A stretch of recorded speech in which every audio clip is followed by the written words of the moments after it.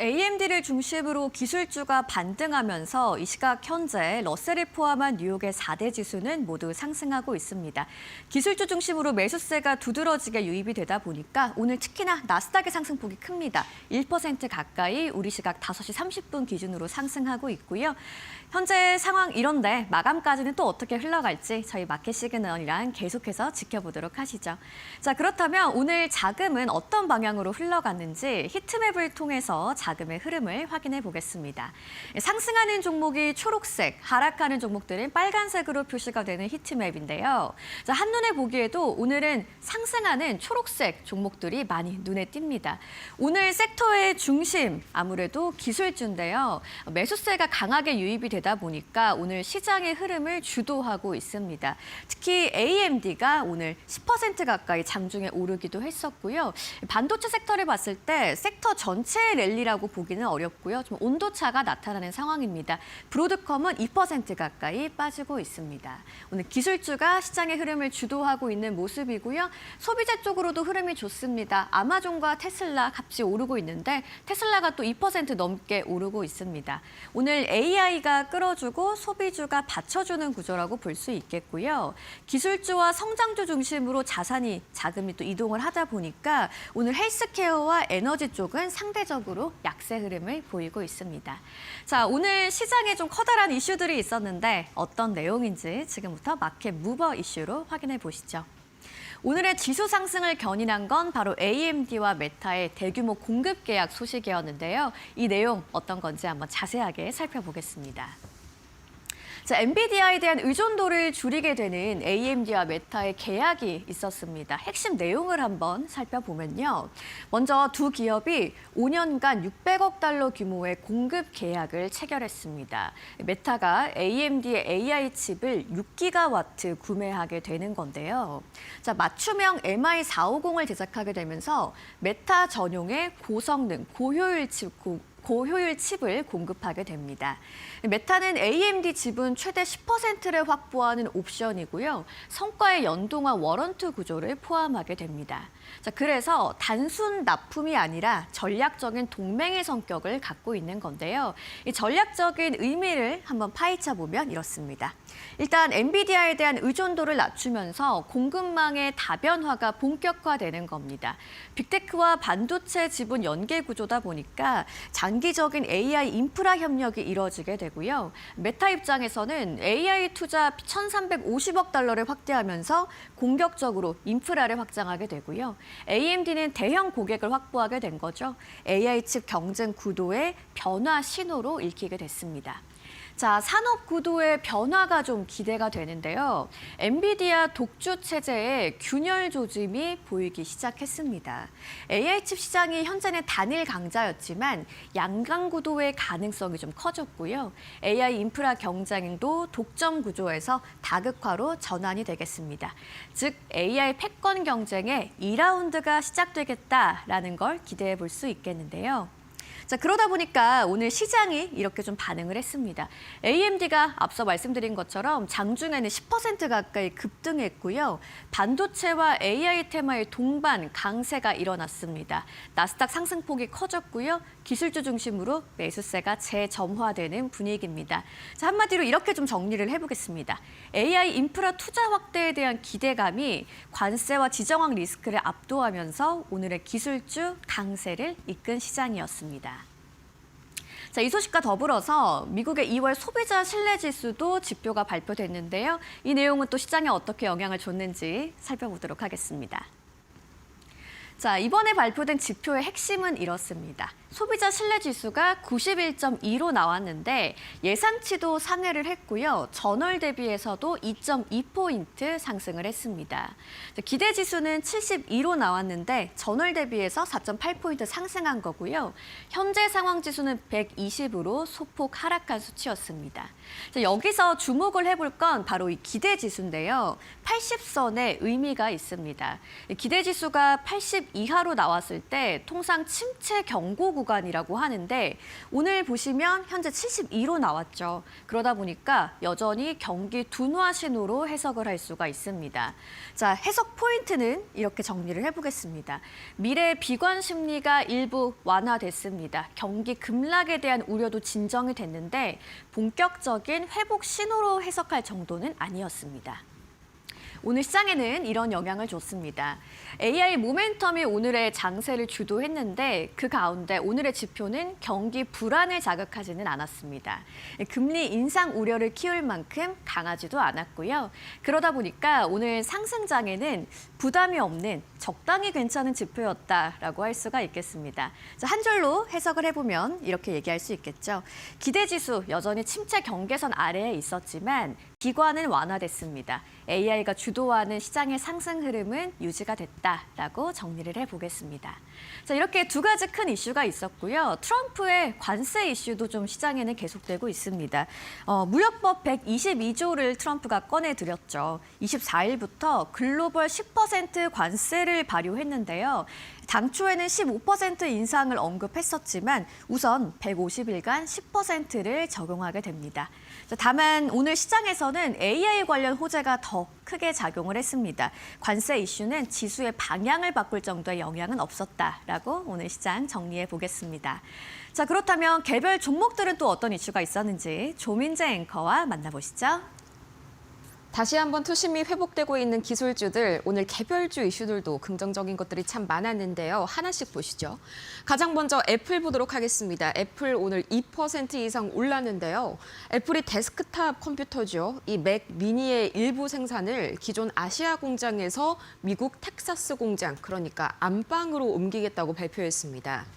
지난해 8월에 이 미국에 6천억 달러를 투자하겠다는 약속 기억나시죠? 그 약속의 일환인데요. 이 최근에 불거졌었던 트럼프 정부와의 불협화음을 일부 봉합했다는 평가도 나오고요. 무엇보다 그동안 애플을 붙잡아왔었던 관세 리스크가 크게 줄어들었다는 점이 오늘 애플의 주가를 크게 끌어올렸습니다. 테슬라도 간만에 시원한 상승세를 보여줬었는데요. 장중에는 2.5% 이상 급등하기도 했습니다. 이 테슬라가 자사의 오토파일럿 기술을 허위 광고로 규정한 캘리포니아 차량 등록국을 상대로 해당 결정을 취소해달라면서 소송을 제기했는데요. 가만히 있지 않는 테슬라입니다. 덕분에 오늘 주가가 큰 폭으로 회복되는 모습이 나타났고요. 엔비디아도 오늘 0.67%, AMD가 크게 치고 나갔음에도 불구하고 견조한 상승세로 하루를 마무리했습니다. 트루이스트가 이번 주에 예정된 엔비디아 실적 발표에서 4분기 실적과 1분기 가이던스가 모두 시장 예상치를 상회할 것이라면서 기대감 어린 코멘트를 내보냈기 때문인데요. 여기에 엔비디아에 대해서 매수 의견을 유지했고요. 한 가지 이슈가 더 있었습니다. 밤사이에 이 딥시크의 최신 AI 모델이 엔비디아의 블랙웰 칩으로 훈련됐다는 로이터 통신의 보도까지 나오면서 오늘 엔비디아 상승 마감에 성공했습니다. 이 세 가지 종목의 마감가 기준 상황 바로 만나보시죠. 가장 먼저 애플입니다. 애플 2.24%, 계속해서 2%가 넘는 상승폭을 그대로 보여주면서 하루를 마무리 지었고요. 다음으로 테슬라 2.38%, 장 후반부로 갈수록 기대감이 점점 더 높아지는 모습입니다. 마지막으로 엔비디아 0.68%, 이 정도면 오늘 AMD 관련 큰 소식이 있었음에도 불구하고 엔비디아가 하락으로부터 주가를 잘 방어해냈다, 이렇게 평가할 수가 있겠죠. 추가적으로 오늘 주인공이었던 AMD 그리고 메타, 구글까지 보도록 하겠습니다. 가장 먼저 메타 오늘 0.13% 올라섰습니다. 메타의 주가 자체에 영향을 미친 소식을 보자면요. 오늘 장 초반에 이 메타가 스테이블 코인 결제를 다시 추진하고 있다, 이런 코인데스크의 보도가 나왔는데요. 덕분에 주가가 좀 하락하는 움직임으로 하루를 시작했습니다. 요새 암호화폐 시장에 대한 불신을 보여주는 대목이죠. 하지만 얼마 지나지 않아서 사측에서 이 보도를 부인하면서 되려 주가가 상승 전환하는 모습이 나타났습니다. 0.13% 강보합권에서 이 오늘 거래를 마무리를 지었고요. 이어서 AMD 오늘 나스닥의 주인공이었죠. 8.39%, 장중에는 거의 14% 이상 오르기도 했습니다. 메타의 앞으로 5년간 최대 600억 달러의 AI 칩을 공급하는 이 대형 계약을 체결했습니다. 총 6기가와트 규모인데 이게 어느 정도냐면요. 미국 5천만 가구가 1년 동안 사용하는 전력량에 해당하는 정말 어마어마한 규모입니다. 여기에다가요. 메타가 AMD의 지분 최대 10%를 확보할 수 있는 옵션까지 갖게 됐는데 두 기업이 어느 때보다도 굳건한 AI 동맹을 체결했다는 평가가 나옵니다. 덕분에 오늘 AMD 큰 폭으로 폭등했고요. 구글은 오늘 조금 내렸습니다. 0.16% 경계감이 조금 서려 있는 모습이었는데 구글이 텍사스주에 400억 달러라는 거금을 들여서 새로운 데이터 센터를 건설하겠다고 발표했습니다. 이전 같았다면 당연히 시장은 이걸 좀 호재로 받아들였겠지만 이제는 분위기가 좀 다르죠. 최근 빅테크 기업들의 막대한 AI 투자에 대한 우려가 이렇게 가득한 상황 속에서 오히려 주가에는 부담으로 작용한 소식이었습니다. 이 세 가지 종목들의 마감 상황 바로 살펴보시죠. 가장 먼저 메타입니다. 0.32% 강보합 거래를 마무리했고요. 이어서 오늘의 주인공 AMD 8.7%, 장 후반부까지도 견조한 상승세 계속해서 끌고 갔습니다. 이어서 구글 0.19% 다소 아쉬운 모습, 오늘 M7 중에서는 거의 유일하게 하락 마감 지었고요. 추가적으로 오늘 반드시 알아야 할 세 가지의 종목들 기다리고 있습니다. 가장 먼저 비어 바이오 테크놀로지 25.98% 폭등하는 모습이 나왔네요. 이 전립선암 치료제 임상 1상이 굉장히 성공적으로 끝이 났습니다.